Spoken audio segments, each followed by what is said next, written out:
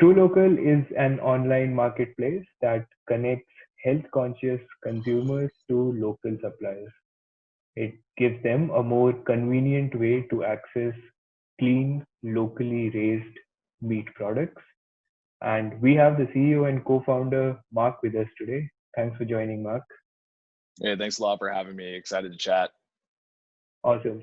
So I was reading about you before this chat, and a degree in health studies, experience in sales and marketing with a farm to fork company. I mean, I can imagine how these would have converged to start truLOCAL. But we would love to hear from you, like how did you embark on this journey in 2016? Yeah, absolutely. I always joke, it's funny you say that, working for the company I was working before was doing door-to-door meat sales.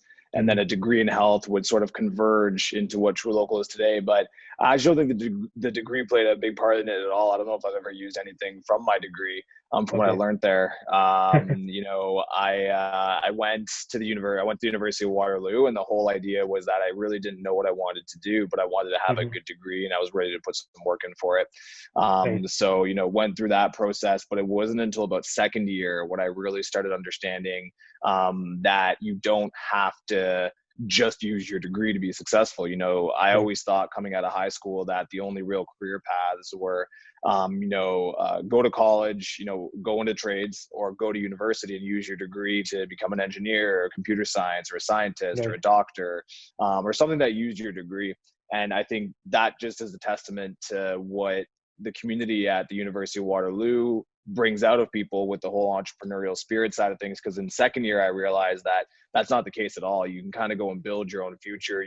There's no real guidebook for life. And that's what I realized in university was that if you have an idea and Right. you believe enough in it, that you can go and take a risk Mm-hmm. and really put all your chips on black, or put all your chips on your name and say, hey, look, I'm going to go try to build something, whether it Right. be disruptive technology or whether it just be improving on an existing design. So that's what I think that's more what converged. And then, truLOCAL being my third startup, two failed startups prior to this, I think it just made sense that when it became time to quit my job to start a Mm-hmm. business, I wanted to do something where I had a good chance of success. So something I had a bit of industry knowledge on.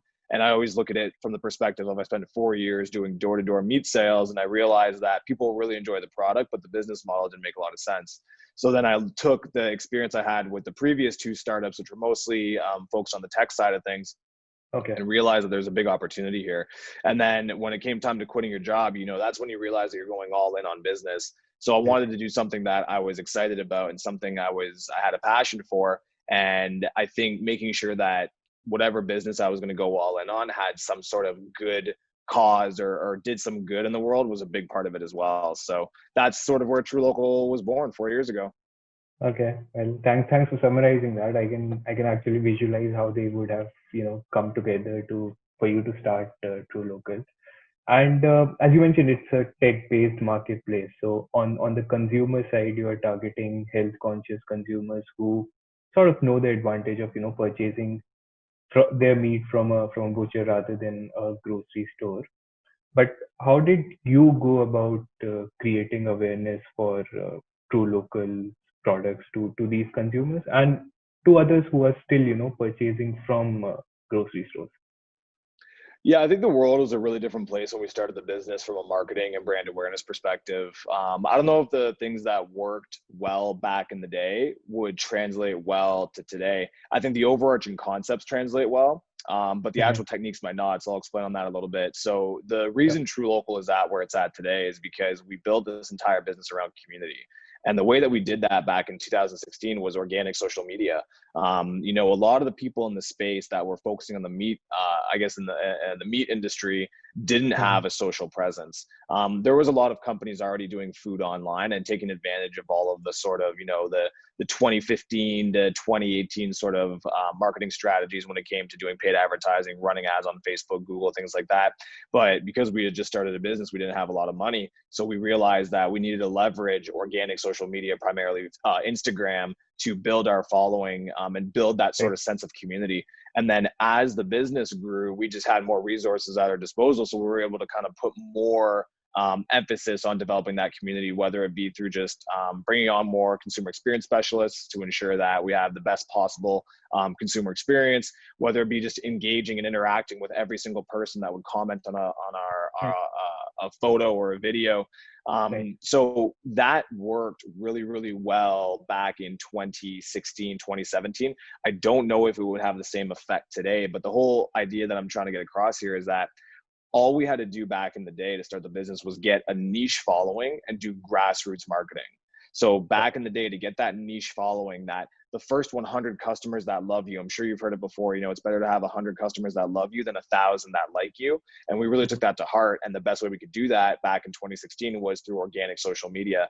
I think that if Okay. you were to start today, you should have the same mentality of trying to find a niche following of customers that love you and then build on it from there. But I don't know if organic social media is the best way to do that today, but that's what Mm. worked for us back in the day. Okay. So find 100 customers that love you rather than 1,000 that like you. Yeah. Okay.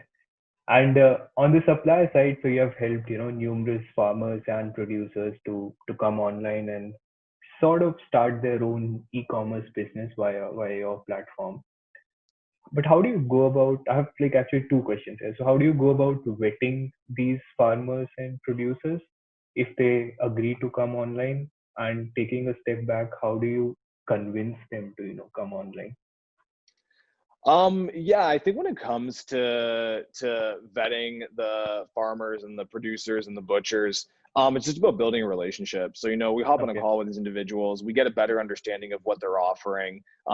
We love to get the story and understand what makes them special. Is it a particular Mm. raising practice? Is it a family-run operation with, traditional farming methods?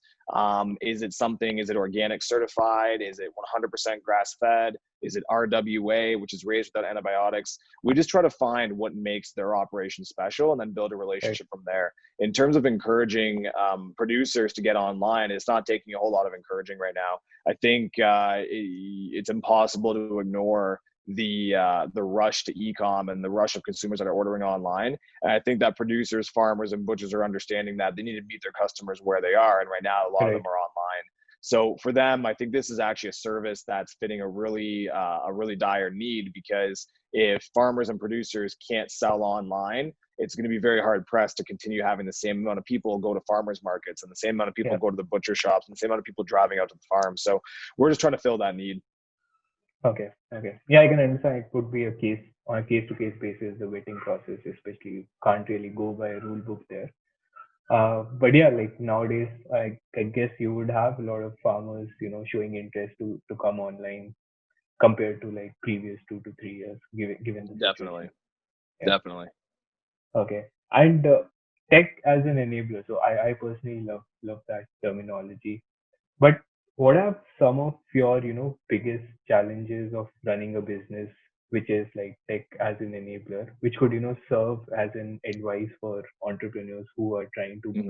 build a business around the tech as an enabler terminology. Mhm.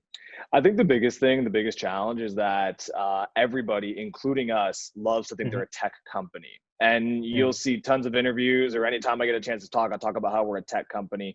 But the reality is that we're tech enabled. That's the Right. truth. And what we do is we're not developing any new technology. We're not over here playing around with 5G technology or distributed ledgers or coming up with some sort of new way to use AI. It's just not what we're doing. We're leveraging existing best practices and services and technologies to provide Mm-hmm. a better service to Yeah. our customers and to everybody within our sphere. So I think for a lot of people looking to go into business or be a founder, it's use the word tech company whenever you want, but just Yeah. understand that anybody who's looking to invest or anybody who's looking to mentor, they understand the difference, and no one's going to Right. get mad at you for calling it a tech company.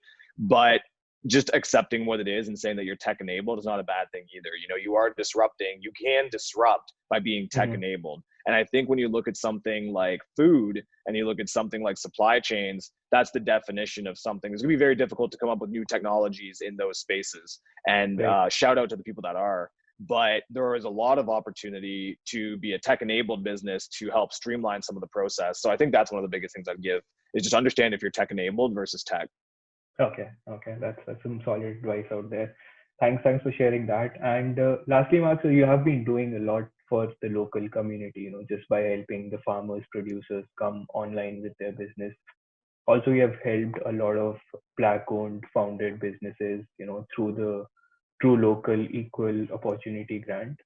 And first of all, thank you for doing that. And as a founder, you always have a lot on your plate, and these you taking these initiatives have shown us that you can always take out time for the community.